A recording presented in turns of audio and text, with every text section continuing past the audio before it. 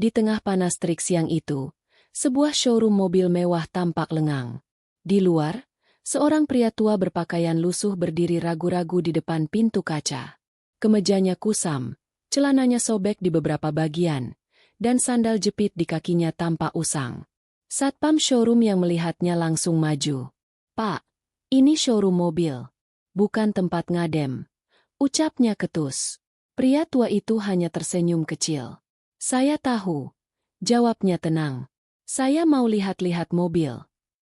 Di dalam showroom, para sales sibuk berbincang sambil sesekali melirik keluar. Salah satu dari mereka, Rino, tertawa sinis. "Loh, itu siapa tuh? Gelandangan mau beli Alphard." "Kasih brosur aja deh, biar senang," timpal yang lain sambil tertawa. Tapi pria tua itu masuk perlahan, menyapa dengan sopan. "Permisi, saya ingin tanya-tanya soal mobil ini," katanya sambil menunjuk SUV hitam mengilap. Rino menyambut dengan setengah hati. "Bapak yakin? Ini mobil bukan kaleng-kaleng, loh." Pria itu tetap tenang. "Saya suka desainnya. Mau tahu lebih banyak?"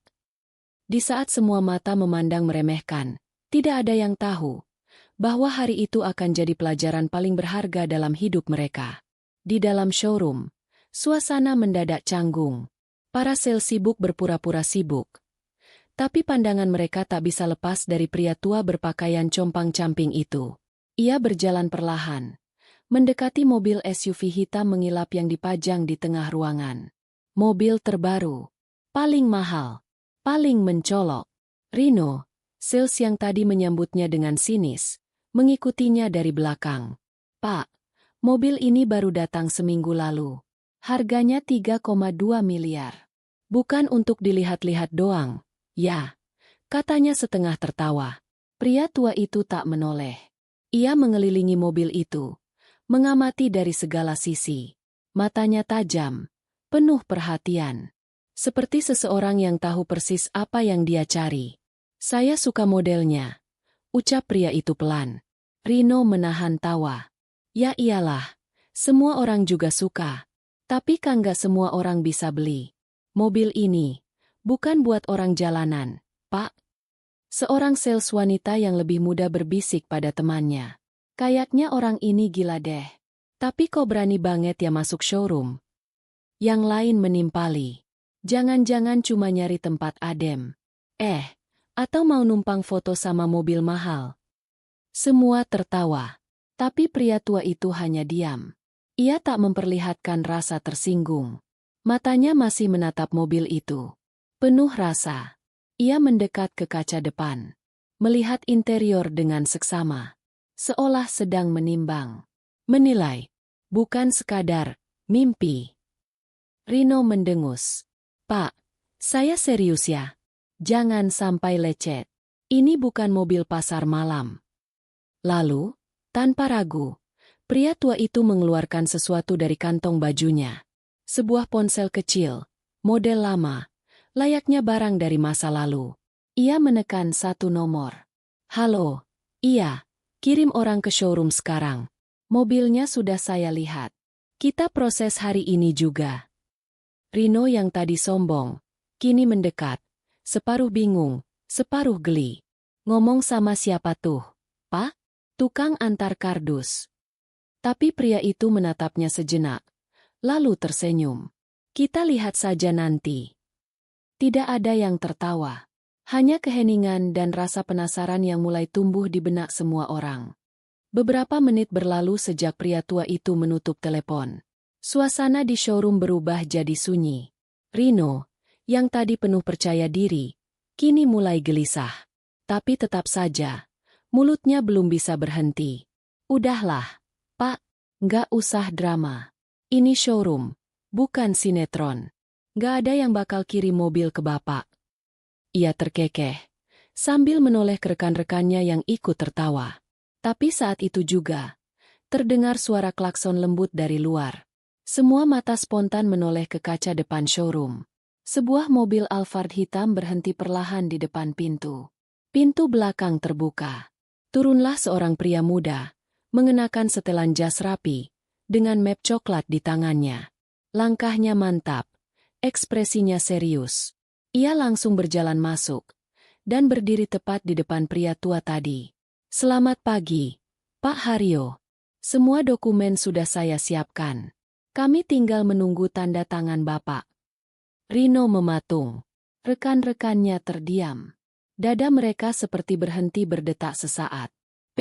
Pak Haryo, gumam Rino pelan. Pria tua itu mengangguk ringan. Iya, mobil ini cocok. Kita proses hari ini.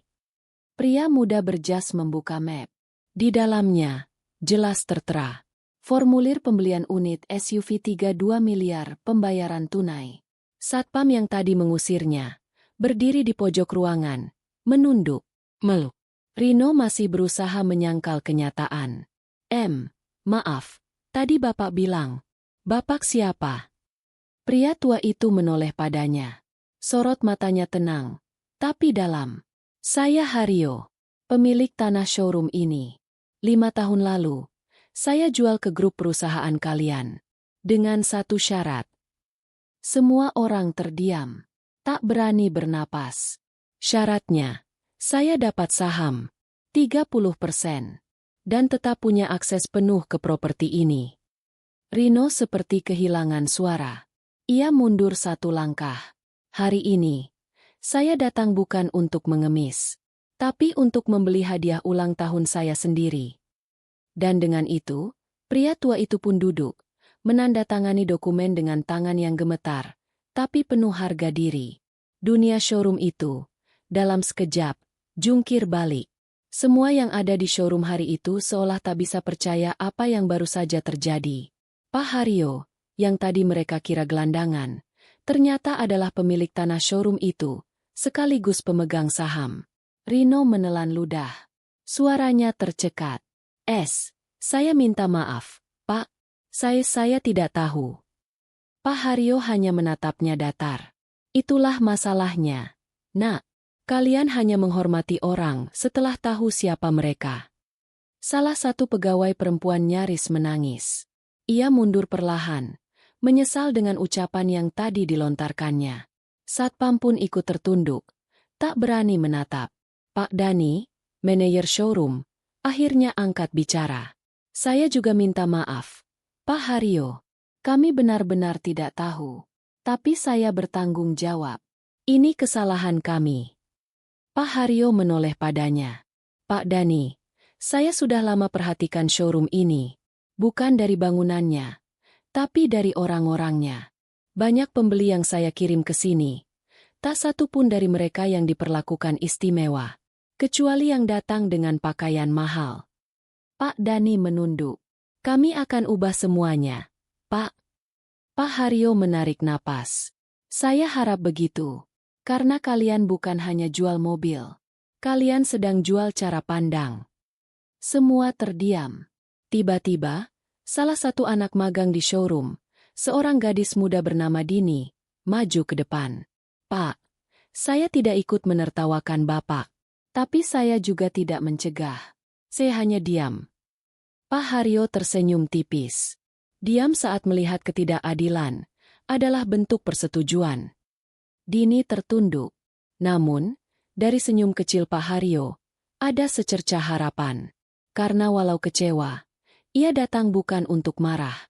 Ia datang untuk membuka mata. Setelah Pak Haryo keluar dari showroom, suasana tak langsung kembali normal. Tidak ada lagi suara tawa.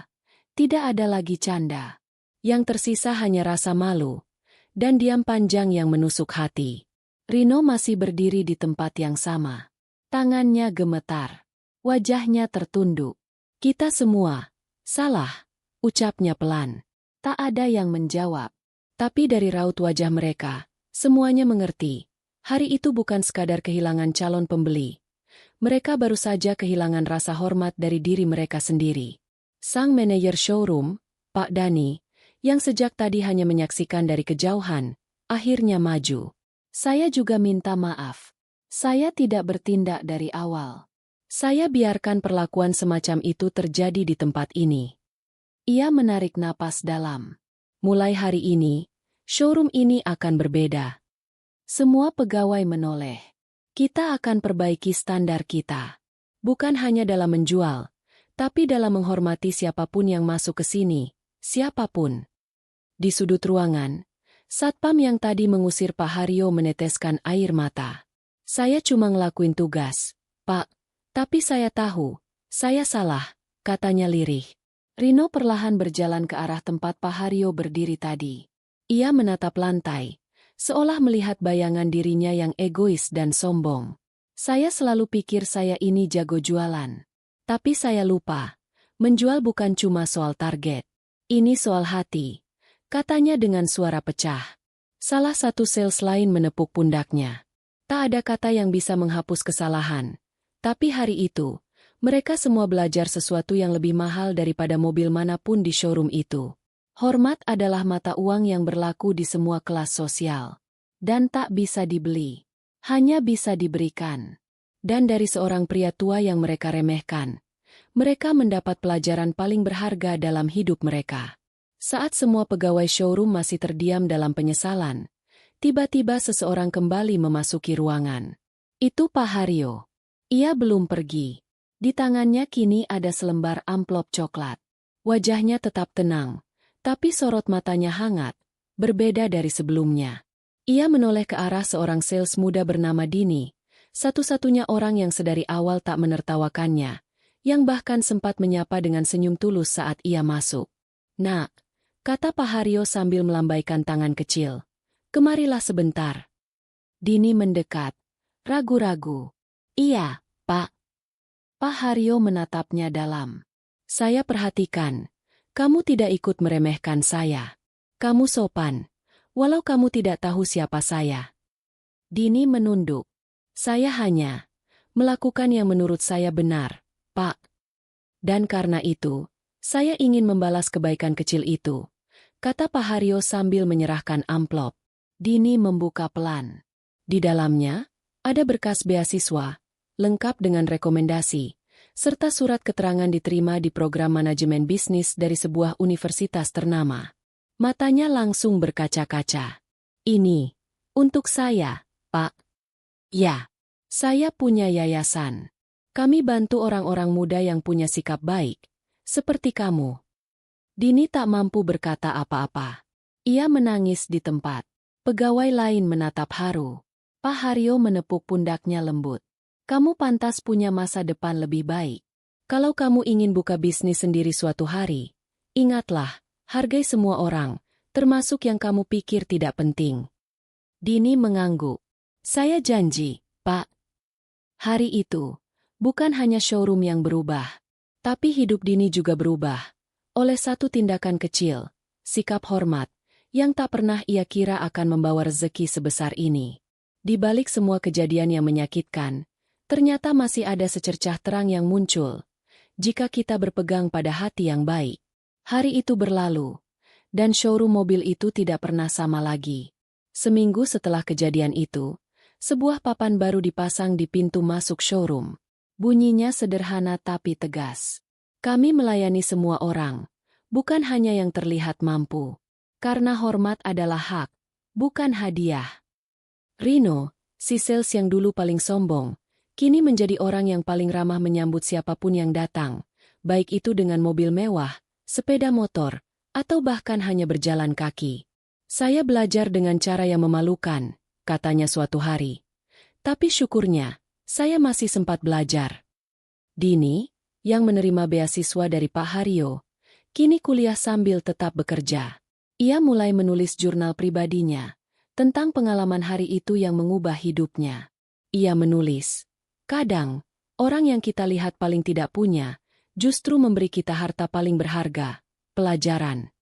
Dan bagaimana dengan Pak Haryo? Ia kembali ke kehidupannya yang sederhana. Masih berpakaian biasa, masih berjalan kaki saat ia ingin. Tapi kini, setiap langkahnya membawa kenangan dan pengaruh. Ia dikenal bukan karena kekayaannya, tapi karena karakternya. Setiap minggu, ia mengunjungi showroom.